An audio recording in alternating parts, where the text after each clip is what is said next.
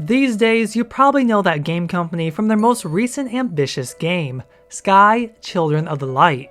You may also know them for the beautiful trilogy of games they developed on the PlayStation 3.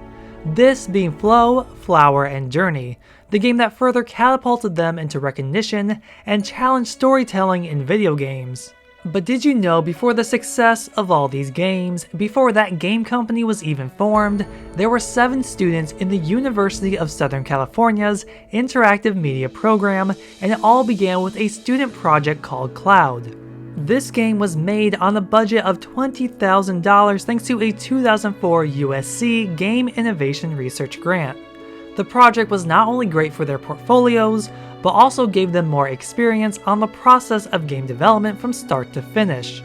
Collaborating with others, brainstorming ideas, prototyping, meeting deadlines, and time crunch. The group was able to brainstorm the idea for Cloud from Genova Chen's personal life. As a child, he suffered from asthma, and because of this was often hospitalized. While waiting for the doctor, he would find himself daydreaming. Being born and raised in Shanghai, he noticed a difference between white fluffy clouds and the polluted gray clouds during his walks to school, and this would prompt him to want to make a game based on clouds. Each student took on a role or multiple roles in Cloud's development. You may recognize the names of Genova Chen and Kelly Santiago.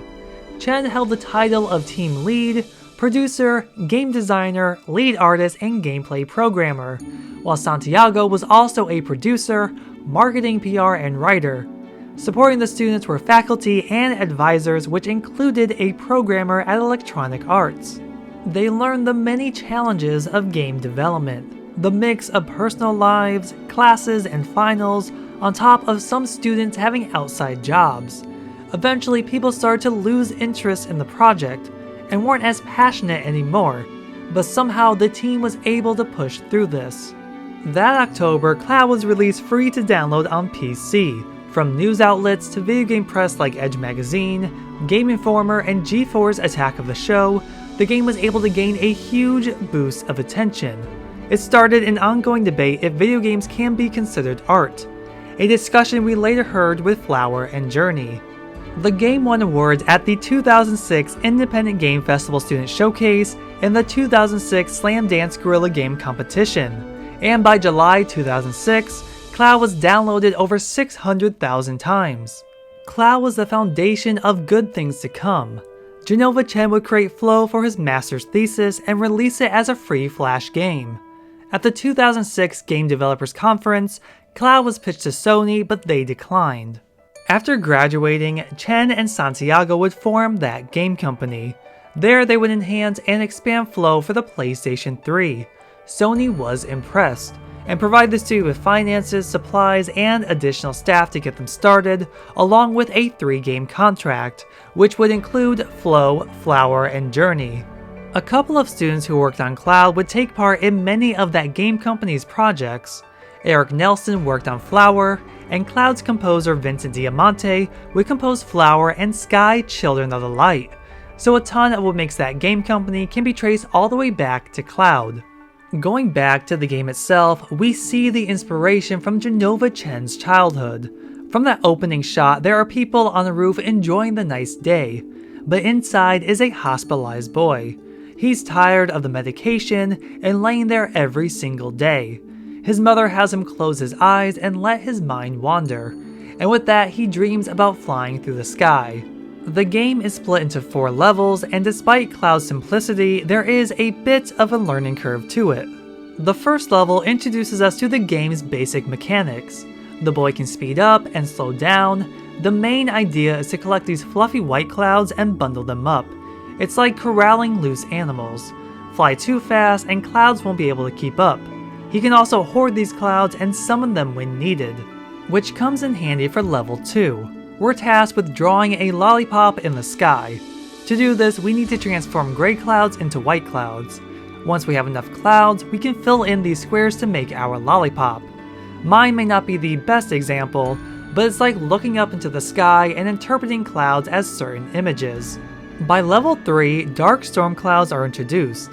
By mixing white clouds into storm clouds, thunderstorms happen. In the world below, some islands are more of a brownish color thanks to pollution. Make it rain above these islands and they'll transform back into a healthier state. Level 4 is basically more of level 3. More islands need healing, but it's trickier as storm clouds are larger and will eat away at white clouds, so you need more of these clouds to stand a chance. And that's the main portion of Cloud. It's light on story and gets more challenging as it goes on. I wish we had some sort of ending for the boy, but we don't. Really, it feels like 4 tutorial levels. The game shines best when it comes to the extra 10 levels. Everything you learn from the main game is used here. These levels are all about the developers just having some fun, and the levels give us a sense of what they were into at the time. A few of my favorites include a level called Fire Islands. A number of islands are on fire and thunderstorms need to be created in order to put them out. Waka Waka is a Pac-Man inspired level. The classic shape of Pac-Man himself is made up of white clouds, and the dots you need to eat are gray, which means capturing white clouds and transforming gray clouds. The Prince is a clear reference to the Katamari series. Here we have the shape of the prince and we need to collect clouds to draw him. These extra levels provide some further challenge and fun, especially when the main game is so short. I don't think it's fair to fully compare Cloud to the games of That Game Company. Those games had a bigger budget and were worked on by more people. But I will say that Cloud doesn't feel as welcoming. It lacks that timeless quality to it, and maybe that's because it's a student project. I've played Flower and Journey on what feels like hundreds of times. Every time it feels fresh and exciting. I didn't feel that way throughout Cloud. It didn't have me thinking about it afterwards. It actually had me wanting more to it, especially on the narrative side. That being said, I do think Cloud is worth a playthrough, and I wish That Game Company did a remake of it. There were talks of them actually doing that, but only as a last resort, and clearly they are too busy on their most recent game. From Cloud to Sky Children of the Light, these games have gotten bigger, but those core basics still remain, and all this can be traced back to 2005, with a group of 7 university students developing Cloud as a project. Pieces of Cloud are defined in That Game Company's legacy, like the artwork introductions and beautification of the land and flower, the ability to fly in Sky Children of the Light. It's like Cloud is the blueprint, the reflection for many of these games. There's an ease of access, a beautiful simplicity, and of course these games have gorgeous soundtracks. The idea that these are for anyone to pick up and play has always remained. The experience, how it makes you feel, that's always been the philosophy of these games. Ultimately, it's due to the direction of Genova Chen and the incredible work of all these collaborations. But tell me, what are your thoughts on Cloud? Let me know down in the comments. If you're interested in trying Cloud out for yourself, you can find the download link in the description. Be sure to like, share, and subscribe for future content. Check out this previous video I did on the timeless masterpiece that is Journey. Thank you so much for watching, and I'll see you in the next video.